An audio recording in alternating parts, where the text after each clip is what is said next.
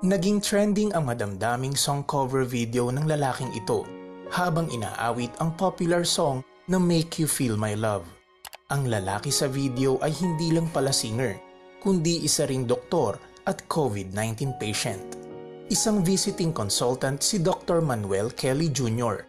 sa Baguio General Hospital and Medical Center. Bilang doktor, exposed siya sa mga pasyenteng may COVID-19. Ito ang nagtulak sa kanya na sumailalim na rin sa COVID-19 testing. Di kalaunan, ang resulta ng kanyang test positive. Tayo ay natakot, nabahala, kasi baka meron tayong mga nahawaan doon sa kasama natin sa ospital. Baka meron tayong nahawa ng mga pasyente. Mula pa nung March 12, in-isolate ko na yung sarili ko dahil nga sa takot na baka balang araw mahawaan ko sila. Tatay ko kasi is more than 1 year na stage 4 pancreatic cancer. Tapos yung nanay ko is diabetic, 70 years old na naka-insulin. Tapos yung father-in-law ko is 80 years old na 2 years nang comatose. Matindi ang pinagdaan ng hirap ni Dr. Manuel dahil sa COVID-19.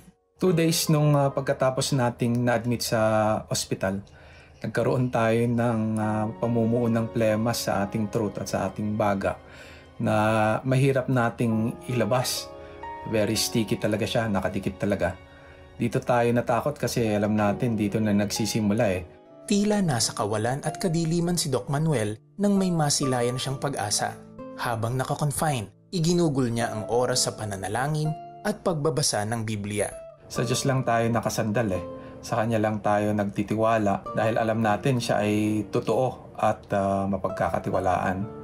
Sabi nga doon sa Numbers 23:19, ang Diyos ay hindi tao na magsisinungaling, ni anak ng tao na magsisisi.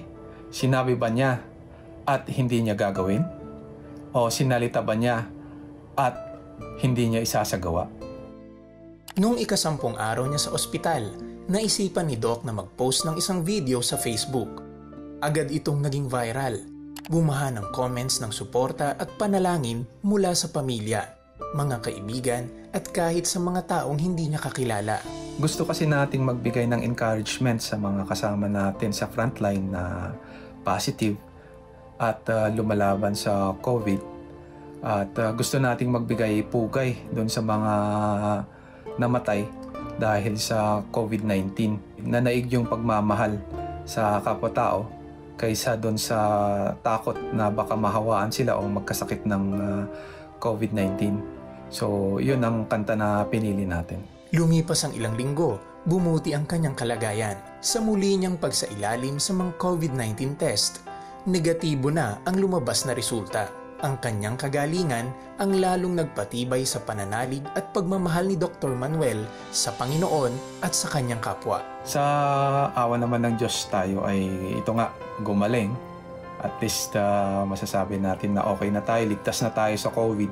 Wala sa ating mga nakasalamuha, wala sa ating mga kasama sa trabaho, nahawa sa COVID-19. Alam natin na ang Diyos talagang andyan. At siya talaga ay ating maaasahan. Tuwing meron tayong problema, malalapitan talaga natin siya. At siya naman sumasagot sa ating mga hinihiling. Mas maraming mga taong gumaling sa COVID. So huwag mawalan ng pag-asa. Kapit lang, laban lang, kasama ang Diyos.